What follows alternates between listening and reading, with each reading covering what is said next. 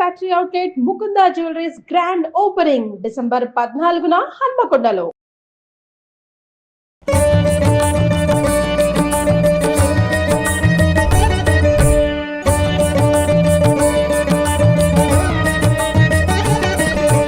నమస్తే.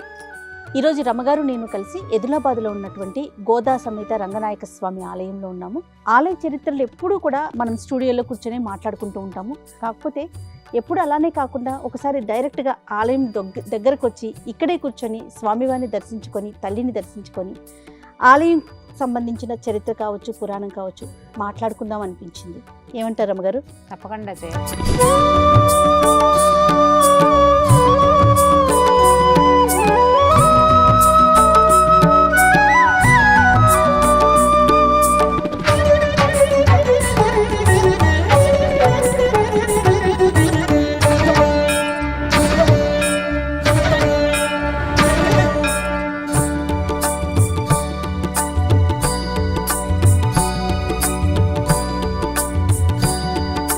గోదాదేవి చూడు ఎంత ముచ్చటగా ఉన్నారు. తిరుమలలో ఈ ధనుర్మాస కాలంలో స్వామివారు మలయప్ప స్వామివారు చిలుకను పట్టుకుని ఊరేగుతారు. ఓకే. ఊరేగింపుల్లో స్వామివారి అమ్మవారి దీనికోసం అన్నమాట, గోదాదేవికి గుర్తుగా ఓకే చిలుకని పట్టుకుంటారట. ఓకే. కాదు రమ్మగారు, ఇప్పుడు తిరుమలలో సుప్రభాతానికి బదులు ప్రతిరోజు పాసురం వినిపిస్తారు కదా, తిరుప్పావే వినిపిస్తారు. ఇది ఈ పురాతన దేవాలయాల్లో ఇది ఒక పద్ధతి ఉంటుంది. మట్టసంగా ఉండదు గుడి అంటే. మనకి ఇప్పుడు ఇటీవల కాలంలో కట్టిన దేవాలయాల్లో ఈ విధానం కనిపించచ్చు. మనం ఒక మెట్టెక్కుతున్నాం కదా, మెట్టెక్కి వెనకాల భాగం ఎత్తుగా, ముందు భాగం లోతు, వెనక భాగం కొంచెం ఎత్తు. ఏమిటో చరిత్ర వాస్తా అంటే మీరు అన్నట్లు పురాతన ఆలయాలకు మాత్రమే ఇలాంటి, కొన్ని చోట్ల పాత వాస్తుని పాటించే వాళ్ళు అట్లా. దేవాలయాల వాస్తు బాగుంది కదా, చాలా బాగుంది. ప్రాంగణం కామ్గా ఉంది, ప్రశాంతంగా. ఈ చుట్టూతా మండపాలు ఉండటము ఇది కూడా పాత పద్ధతి. ఒక ఎత్తు వచ్చింది చూడు, మళ్ళా అటు మెట్లు దిగేస్తామన్నమాట మనం. ఓకే. అబ్బా రోలు రమ్మగారు, రోలో ఇక్కడ ఏం చేసేవారు మరి, ఒక రాయి మీద ఉంది. మళ్ళీ ఇప్పుడు మెట్లు దిగి వెళ్ళిపోతాం చూడు, వెనక భాగం ఎత్తు. హైదరాబాద్ చుట్టుపక్కల పురాతన కొన్ని దేవాలయాల్లో ఈ ధోరణి ఇది కనపడుతుంది, ఈ రకమైన విధానం. ఏదో స్తూపం వేశారమ్మా, వెళ్దాం పద అటు. అంటే మనకి కొన్ని భద్రాచలంలోనూ అక్కడ కనపడుతుంది ఇలా స్తూపం. అంటే స్తూపం ఇవి రామకోటి స్తూపము, లేకపోతే ఎవరైనా గురువు గారి కోసం కట్టారో చూద్దాం, ముందుకెళ్తే మనకి తెలుస్తుంది.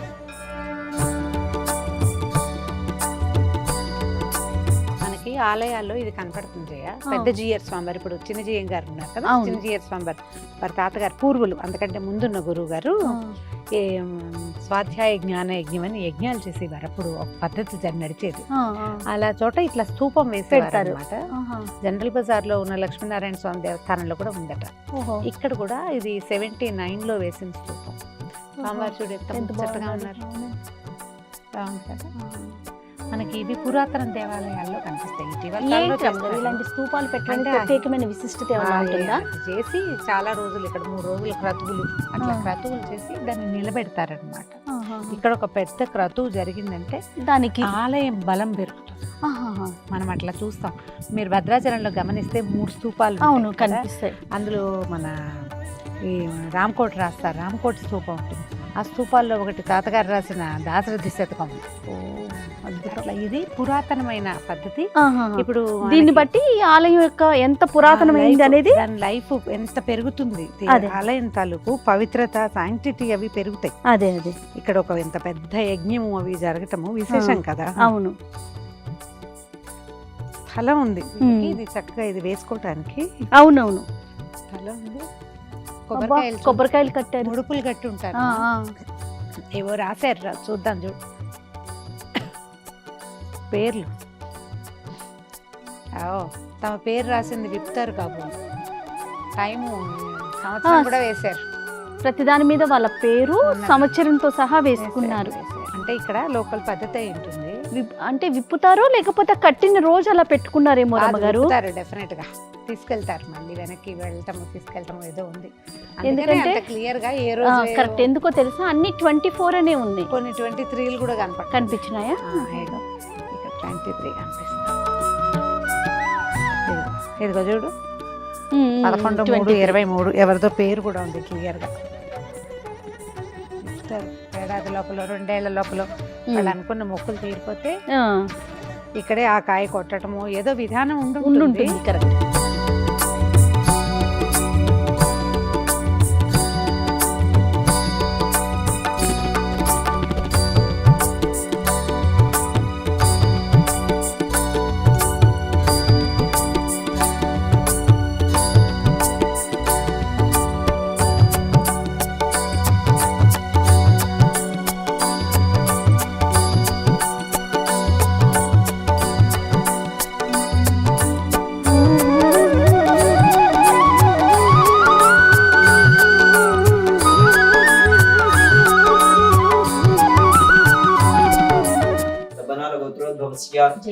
जयप्रकाश नामधेयस्य सह कुटुम्बस्य हर्षगोत्रोद्भवस्य नरसिंहभट्ट नामधेयस्य उदयश्री नामदेवत्याः सह कुटुम्बस्य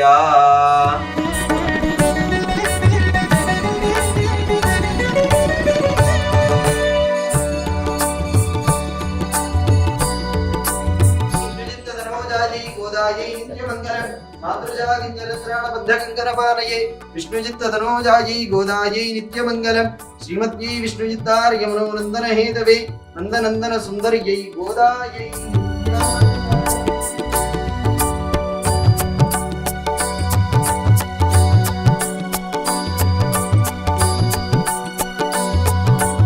समानं भवति यदाय पुरुषस्येन्द्रिय आयुष्येवेन्द्रिये प्रतिष्ठति गोदासमेत मन्नार रंगनायक स्वामी परिपूर्ण कृपा कटाक्ष सिद्धिरस्तु।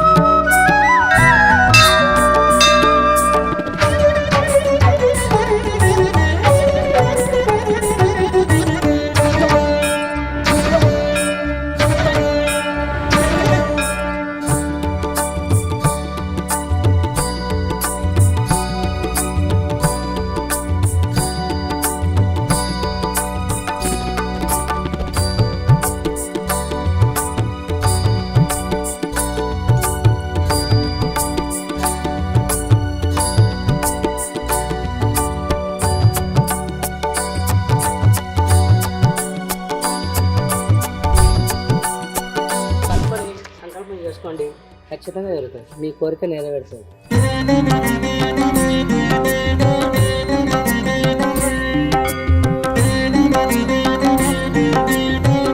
దర్శనం కూడా అయిపోయింది కదా రమ్మగారు. బా ఎంత బాగుంది తల్లి కదా. నేను 4 ఏళ్ల క్రితం వచ్చాను. అవునా? 4 years బ్యాక్ చూసాను నేను. ఈ అమ్మవారి కథ విన్నాక తప్పకుండా మనం సుమన్ టీవీలో చూపించాలనిపించింది. అవును. మనం చాలా ప్రఖ్యాతమైన కథ ఒకటి ఉంది మనది, అమ్మవారి చేతికి గాజుల కథ. అవును. ఆ గాజుల కథకి బాగా దగ్గరగా ఉన్న కథా విశేషం ఈ అమ్మవారి దగ్గర కూడా ఉంది. అయితే రంగనాయక స్వామి దేవస్థానం అని చెప్పినా కూడా ఇక్కడ మెయిన్ గోదాదేవే, ఆమె ఈ గుడిని కట్టించుకుందని చెప్తున్నారు. ఇది దాదాపు 700 సంవత్సరాల క్రితం అట. ఈ దేవాలయాన్ని స్థాపించిన వారు, అసలు మొదట ప్రతిష్ఠ చేసిన వారు దేశికర్లని, మన ప్రాంతం వారు కాదు, వీడు తమిళనాడు వైపు నుంచి వచ్చారు. అయితే ఆయన అమ్మవారిని కూతురుగా భావించేవారు. ఆయన్ని భార్యని అమ్మ నాన్న అనేదట గోదాదేవి. ఆవిడ వాళ్ళతో తిరుగుతూ ఉన్నట్టుగా ఉండేదన్నమాట. ఈ ప్రాంతానికి వచ్చి పక్కన ఒక వేణుగోపాల స్వామి దేవాలయం, మనం కూర్చున్న దేవాలయం కంటే కూడా ఇంకా పురాతనమైనది. ఆ దేవాలయంలో అర్చకత్వానికి ఉన్నారు వీరు. దేశకర్లు అంటే వైష్ణవులు. అదే. అయితే ఆయన అర్చకత్వం చేస్తున్న రోజులు అమ్మవారు ఆయనతో పాటు కలిసి తిరుగుతూ, నాకు ఇక్కడ ఒక దేవాలయం కావాలి నాన్న అని అడిగేదట. అడుగుతుంటే ఇది మన ప్రాంతం కాదు, ఇక్కడ ఎందుకమ్మా అంటే, నాకు ఇక్కడే ఉండాలని ఉంది, నాకు ఇక్కడ దేవాలయం కావాలని ఆవిడ నీకెందుకు నేను ఏర్పరుస్తానని ఈ ప్రాంతంలో ఉన్న ధనికులకి స్వప్నంలో ఆదేశం ఇచ్చిందట. ఆ తల్లి ఇక్కడ ఒక వేణుగోపాల స్వామి గుడిలో అర్చక స్వామి ఆయన ఇక్కడ నా కోసం గుడి కడతాడు, ఆ గుడికి సహాయం చేయమని వాళ్ళంతట వాళ్ళే సహాయం చేసి ఈ దేవాలయం నిర్మించారు. 700 సంవత్సరాలు అయింది. మనకు ఆలయ నిర్మాణం కూడా చాలా పురాతనంగా కనపడుతుంది. ఎక్కడ సిమెంట్ ఛాయలు లేవు, అంతా రాతి కట్టడంగా కనిపిస్తుంది. మనకి శ్రీ విల్లిపుత్తూరులో అంటే గోదాదేవి జన్మస్థానమైన విల్లిపుత్తూరులో స్వామివారు అంటే రంగనాథులు రంగనాయకుడు అని చెప్తారు. అమ్మవారు రంగనాయకి, రంగనాథుడు అక్కడ రంగనాయకుడుగా ఉంటాడు. అవును, వీరిద్దరు పక్క నుండి విష్ణు చిత్తులు కూడా గోదాదేవిని తండ్రి కూడా పెరియాళ్ళ వారు అంటారు. విష్ణు చిత్తుల వారు కూడా ఒకే చోట వాళ్ళు ముగ్గురు నిలబడి ఉన్నట్టుగా అక్కడ దర్శనమిస్తారు. అదే దర్శనం మనకి ఇక్కడ లభిస్తుంది. విష్ణు చిత్తుల వారు మధ్యలో స్వామివారు, కుడివైపు గోదాదేవి నిలబడి ఉన్నట్టుగా ఉన్న ఏకశిల మీదే ముగ్గురు విడివిడిగా ప్రతిమా విశేషాలు మనకు కనిపిస్తాయి. చాలా వింతైన విషయం, ఒక కథ ఉంది ఇక్కడ. అయితే అమ్మవారట ఇక్కడ స్వప్నాల్లో కనపడ్డము అవి ఎక్కువట. విడిగా కూడా ఆమె రోజు సంచారానికి వెళ్తుందని, ఆమె దేవాలయం నుంచి బయటకు వచ్చినప్పుడు ఒక సుగంధం వ్యాపిస్తుందని ఇక్కడ అని చెప్తున్నారు. ఆలయ ప్రధాన అర్చకులు విశేషంగా ఇలా సంచారానికి వెళ్ళడం అంటే ఆమె స్వయంగా దేవాలయం కోరుకున్నది కాబట్టి అలా ఉండుండొచ్చు. అయితేనట ఇక్కడ జాతర జరిగిందట అప్పుడు 600-700 సంవత్సరాల క్రితం. జాతర జరిగితే ఒక గాజులు ఆయన దగ్గరికి వెళ్ళి చిన్నపిల్ల ఒక పాప గాజులు వేయించుకుని ఈ దేవాలయంలో అర్చకులు ఉన్నారు కదా, నేను వాళ్ళ అమ్మాయిని డబ్బులు ఆయన దగ్గర తీసుకోమని చెప్పిందట. తీరా వీరికి అప్పటికి సంతానం లేదు, ఆడపిల్లలు లేరు, మగపిల్లలు ఉన్నారేమో. ఆ గాజుల అబ్బాయి వచ్చి చెప్పాడట, వాళ్ళ అమ్మాయికి మీ అమ్మాయికి గాజులు వేసాను అనేసరికి నాకు ఆడపిల్లలు లేరు, మా అమ్మాయి కాదన్నట. చుట్టాలు వాళ్ళు చాలా మంది వచ్చారు, బంధువు వస్తారు కదా బంధువులు ఈ జాతరలకి, అందరి గాజులు చూపిస్తే ఏ పిల్ల కాదు, నేను వేసింది అమ్మాయి కాదన్నట. మరునాడు ఉదయం అమ్మవారి విగ్రహానికి లోపల స్వరూపానికి గాజులు కనపడ్డాయి. అద్భుతమైన విషయం కదా. అయితే ఆ గాజులు ఆయన సంతోషంతో అమ్మవారికి బంగారు గాజులు చేయించారట. ఆ 600-700 సంవత్సరాల నాటి గాజులు ఇప్పటికీ అమ్మవారి చేతికి ధరించే ఉన్నారు. మరి ఇక్కడ కనపడుతూ ఉంటుంది అమ్మ. అయితే ఆమె కోరుకున్నది కాబట్టి స్వామివారితో సహా వారిని చేయించారు. విశేషంగా ఏంటంటే ఇలాగా మామగారు అల్లుడు కూతురు ఒకే శిల మీద ఉండటం చాలా మామగారు ఉన్నారు, అల్లుడు ఉన్నారు, పక్కన కుమార్తె ఉన్నారు. అమ్మవారు బాగా ఇక్కడ ఏంటంటే కోరిన కోరిక, ధర్మబద్ధమైన ప్రతి కోరికని ఇక్కడ తీరుస్తుందట ఆమె. మీకు గుర్తుందా, ప్రధాన అర్చకులు చెప్తున్నారు 99% ధర్మబద్ధమైన కోరిక అయితే ఖచ్చితంగా నెరవేరుతుంది. ఎక్కడైనా మీకు దేవాలయంలో మనం సరైన కోరిక కోరాలి అంతే. అది అయితే ఈ దేవాలయం లోపల నడుస్తున్నా తిరుగుతున్నా ఎంతో ప్రశాంతంగా. పూర్వకాలపు ధ్వజస్తంభము, తర్వాత గోపురం, గాలి గోపురం. ఆలయం కూడా ఒక చతుర్మధ్యంగా చతురస్రాకారంలో ఉన్నట్టు, వెనక భాగం కొంచెం ఎత్తుగా పూర్వకాలపు వాస్తు ప్రకారం ఉన్నది. అత్యంత పురాతనమైన దేవస్థానాలు హైదరాబాద్ చుట్టూతా ఉన్నవి చూడాలన్న మన కోరికకి మొట్టమొదట రాయి ఇక్కడ ఆదిలాబాద్ రంగనాయక స్వామి దేవస్థానంలో ఈ రోజున ధనుర్మాసానికి ఒక 10 రోజులు ముందుగా దగ్గరలో ఉన్న ఒక 15 రోజులు అటు ఇటుగా. సో ఈ 10-12 రోజుల ముందే ఒక 2-3 దేవాలయాలు దర్శనం చేయాలన్న కోరిక తీరింది. అమ్మవారికి విశేషమైన స్వరూపం మనం ఇక్కడ చూస్తాం. గోదాదేవి ఏమిటంటే స్వయంగా స్వామివారిని వివాహం చేసుకోవటం కాదు, తను వేసుకునే దండలు, తను విడిచిన మాలలిచ్చి ఆయనకి ప్రీతి కలిగించి ఆయనలో ఐక్యమైనటువంటి 12 ఆళ్వార్లలో ఒకటైన గోదాదేవి రేపు ధనుర్మాసంలో ప్రతిరోజు ఒక పాసురంతో స్వామివారిని మేల్కొల్పుతుంది. ఈ నెల రోజులు ఆమెదే సేవాకాలం అంతే. ఆమె నడిచిన దారిలోనే భక్తులందరూ నడుస్తారు. ఇక్కడ ఈ దేవాలయానికి కూడా మన ఇది ఒక చిన్న పల్లెటూరుగా ఉంది ఆదిలాబాద్. ఇది వరకు లక్ష్మీనారాయణపురం అనేవారట. మెల్లిగా రాయపురం, క్రమంగా గవర్నమెంట్ మళ్ళీ అన్ని మారి మొత్తానికి నిజాం కాలంలో ఆదిలాబాద్గా మారింది.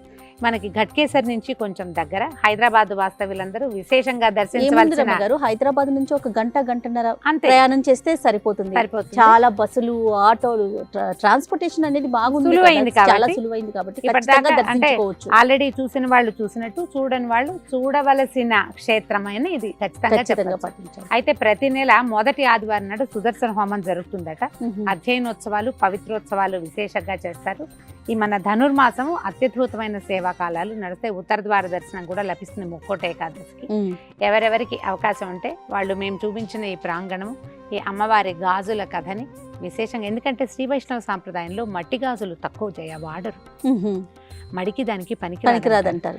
అమ్మ ప్రత్యేకంగా గాజుల మీద ప్రీతి, రంగులు ఆవిడకి నచ్చి ఉంటాయి, అందుకని ఇక్కడ అమ్మవారికి గాజులు సమర్పించడం కూడా మనకి విశేషంగా కనపడుతుంది. ఆలయానికి ముందున్న కొట్లలో కూడా మనం చూసుకుంటే గాజులే ప్రధానంగా అమ్ముతా ఉంది. మట్టి గాజులు ఉన్నాయి.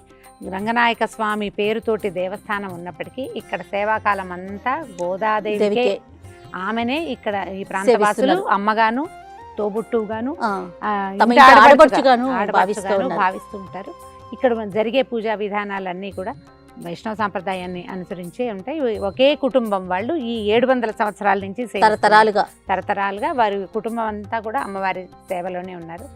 ఎవరెవరికి అవకాశం అంటే వాళ్ళందరూ ఈ ధనుర్మాసం రాబోతున్న కాలంలో మార్గశిర మాసం పురుషోత్తమ మాసం కదా, ఈ మాసంలో అమ్మవారితో కలిసి వేంచేసి ఉన్న రంగనాథ స్వామిని చూసి దర్శనం చేసుకోండి. వారి అనుగ్రహానికి, కృపకి అందరూ సుమన్ టీవీ ప్రేక్షకులందరూ పాత్రలు కావాలని కోరుకుంటున్నాను. రైట్, నమస్తే.